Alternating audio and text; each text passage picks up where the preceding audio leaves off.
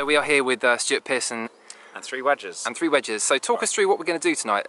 Yes, we've got a 52, so that's nice if you want a kind of low shot. 56, nice if you've got any trouble in front of you, over a bunker. And we've got a 7 iron as well, tailor-made edition, RSI. And that's really for the chip and run, so particularly for this one. You've got the pin at the back, you've got a lot of green to work with, so if your ball is at the front, you want to get it on the green as quick as possible and get it running out to the hole for a tap-in. Lovely, that sounds good in theory. So which one are we going to try first? I reckon we'll start with the longest club, 7 iron.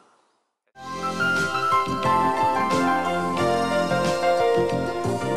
we're going to start with the 7 iron. Tell us what we're doing here.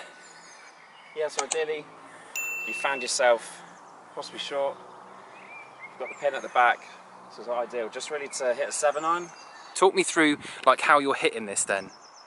Yeah, so I'm coming into the ball, I'm looking for a dot again in front of the ball just to really line up to. You come in behind the ball as well and just really seeing how the kind of land is in front of that. So what are you looking for there? So I'm the same as a putt really, I'm looking to see if the green slopes, you can see the right side is slightly higher, yeah, from the tip of the bunker, and then it's coming down. Ideally you're going to aim slightly right. I mean, it's a dream if you hole it, but what you really want to do is just make sure that you get in within a bucket. The first thing, normally you're back here for a full swing, but you want to be a bit closer. That gives you a bit more control of the stroke. So you're coming into the ball, really having the club face square. I don't know if you can see that down here, but just really have it square to the club face. We'll come on to how I normally have the 56 a bit later on, but this one you want really square. Just getting the club head back to the ball is ideally the aim of this one, and getting that strike. You want to be hitting literally the back of the ball. You don't want to be taking any grass. You just really want a nice club face and really return it back. The bottom of the arc of the swing is past the ball, so naturally you're going to hit the ground afterwards, but here you're just really focusing on getting to the back of the ball, getting the club face to bounce off the getting the ball to bounce off the club face, and then the actual loft on that just chips it up nicely.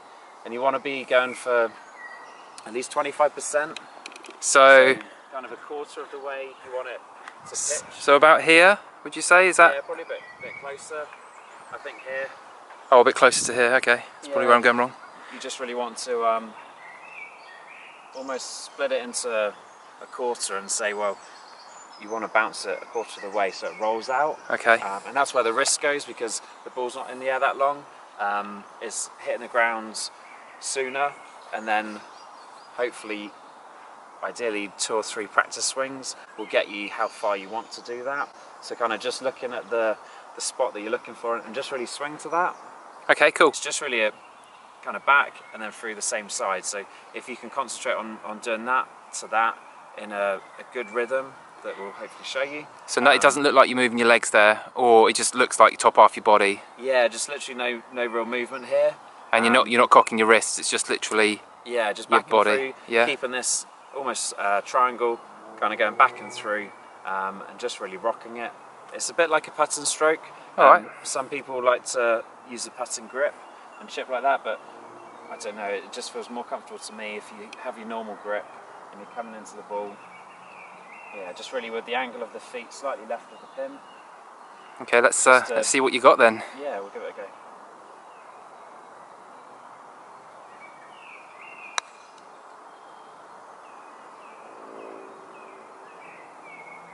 So that's pretty good. You're. We'll take that.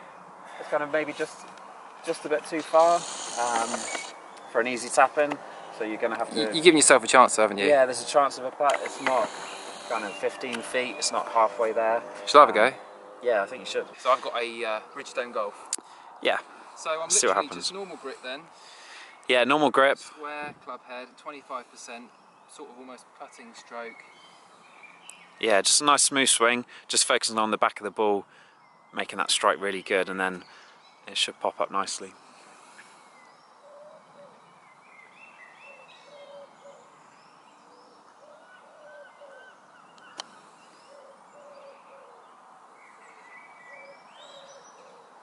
Yeah, very good. The strike for me there was okay.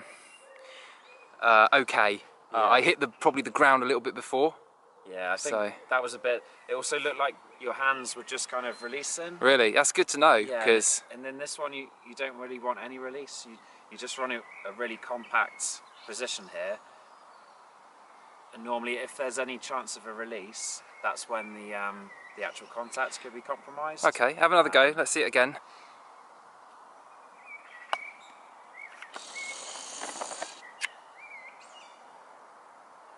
That's pretty good. That's inside mine.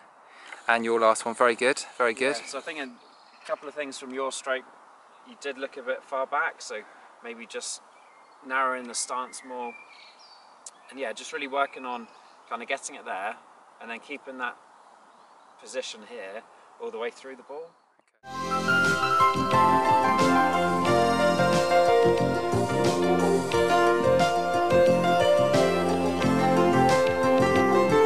So this is probably a usual position that I will find myself in, just slightly off the green to the right hand side in some medium rough with not much room to work with. This is a shot that I would normally run across the other side of the green and then two putt, so this is where I lose a lot of shots. So what are we doing here different? So what club are we using first of all? So you can use a variety of clubs. You can use a 7-iron again. You could potentially use a 52, a 9-iron, but the trouble is with the rough, the length that it is, it may catch the ball, so you just really want to kind of hop it up, miss the fringe as well, and just get it bouncing here. So ideally, the distance that we've got we want to really land at 50% of the way. Right, okay.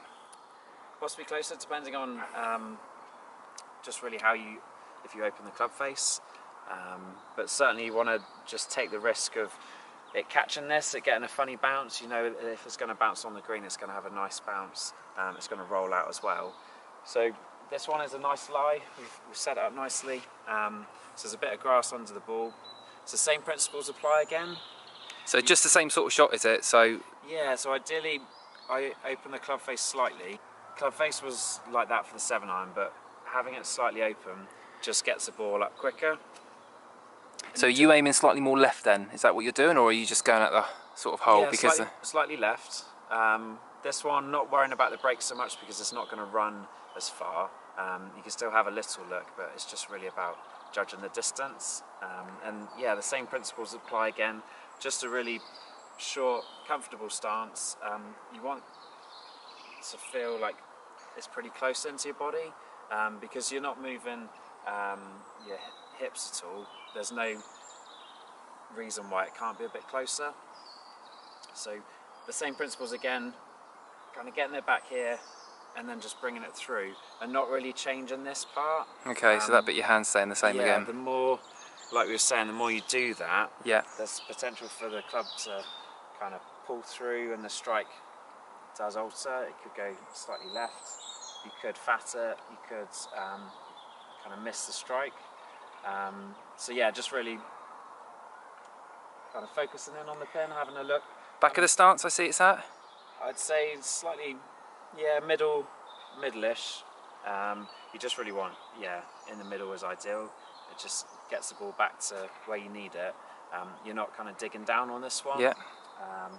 So yeah, just really looking at the pin, kind of envisaging where you're going to land it as well. Yeah. That just helps to get in your mind. And then when you're over the ball, you're not thinking about these things. You're not thinking, oh, how far do I have to hit this? Yeah. Where do I need to land it? You've already thought about that stuff, so it's not getting in your mind and just distracting you from the task in hand. You just want to be focused on the process. Cool, so let's see you hit a couple.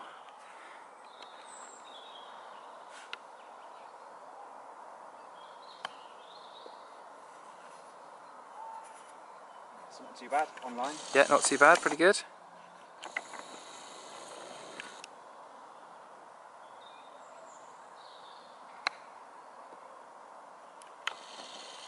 Getting there. Yeah, very good. One more then.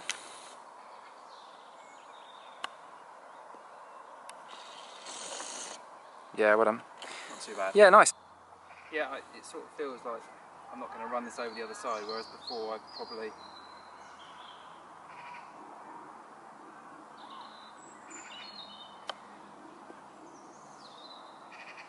Yeah, that's good.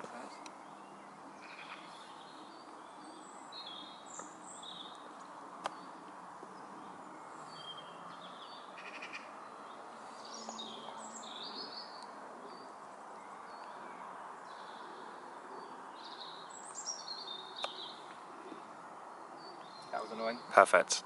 That's good though. Do you feel just the swing of that is slightly different? There's no kind of rolling of the wrists. I feel like it's not going to run over the back of the green. As in, like, that's popping up more than I've ever... Yeah. Yeah, I reckon give it a few more and...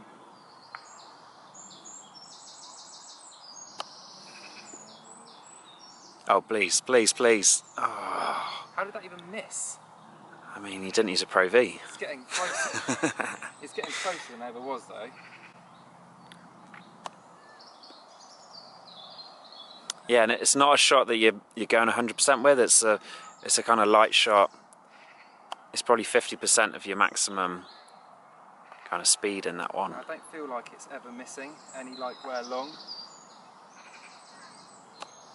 Okay, so I just hit the floor there. Yeah, but it's still puttable, isn't it? It's still potential for an up and down.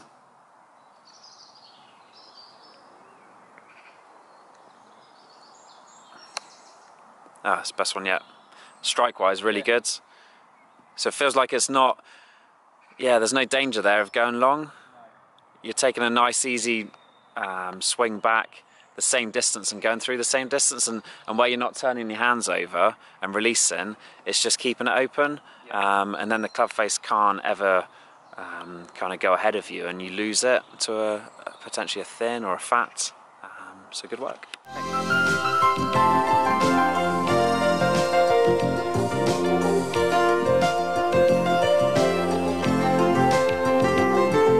Right, with these fancy little ones around the green, but now we're getting into some stuff that I normally find myself in, which is this dirty, half sort of bare, half sort of massive rough. Yeah, so this is not nice. This is not nice. I'm going to give you a really dirty lie. Yeah, if you're in one of these places. So what club?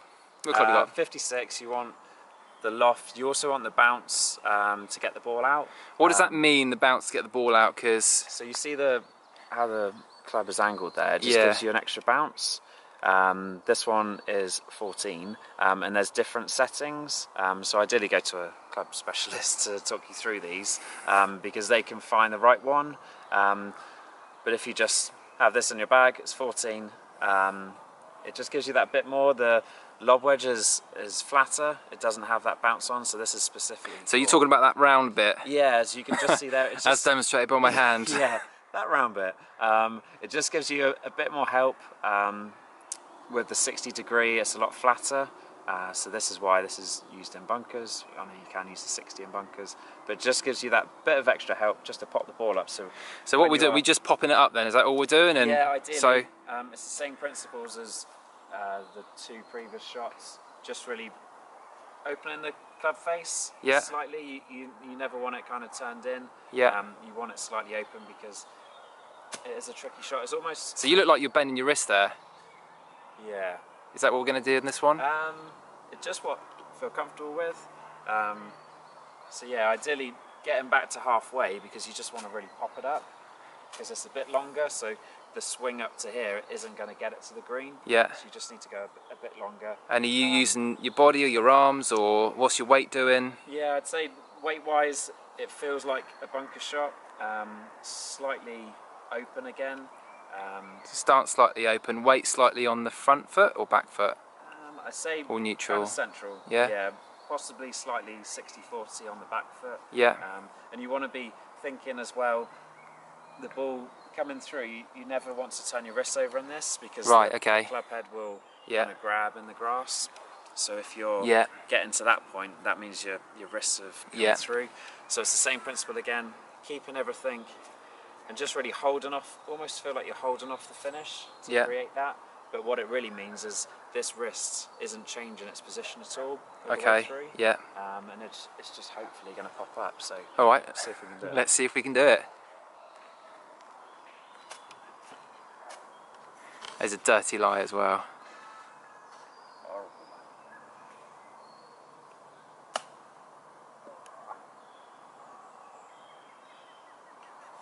mean, I'll take that. It's on the green.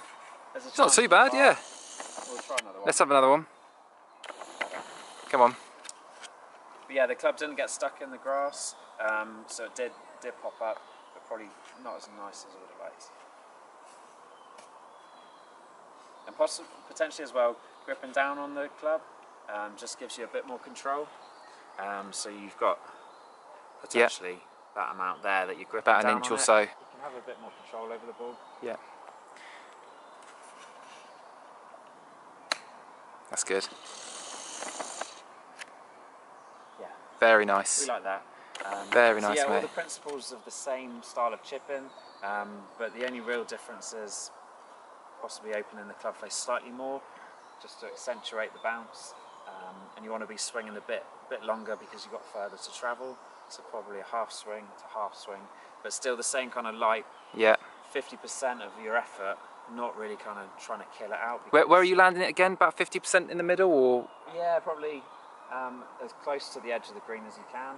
That was probably skipped on. Yeah. Maybe a foot or so on the fringe, but there's no real danger, so it's possible to do it slightly less.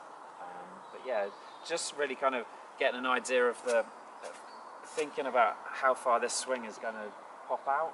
So you're playing that shot on your head, aren't you, before you hit it? Yeah, so you've already kind of thought about the shot 4 or 5 times. You're coming into the ball, you're hitting 3 practice swings to just say, yeah, that is what I think I need to hit, and then you're hitting it. So in your mind, you probably played it kind of 7, 8 times. Yeah. Okay, cool. Shall I have a go? Yep, give it a go. Right.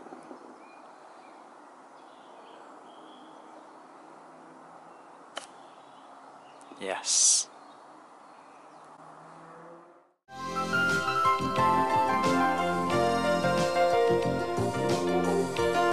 So, Any good?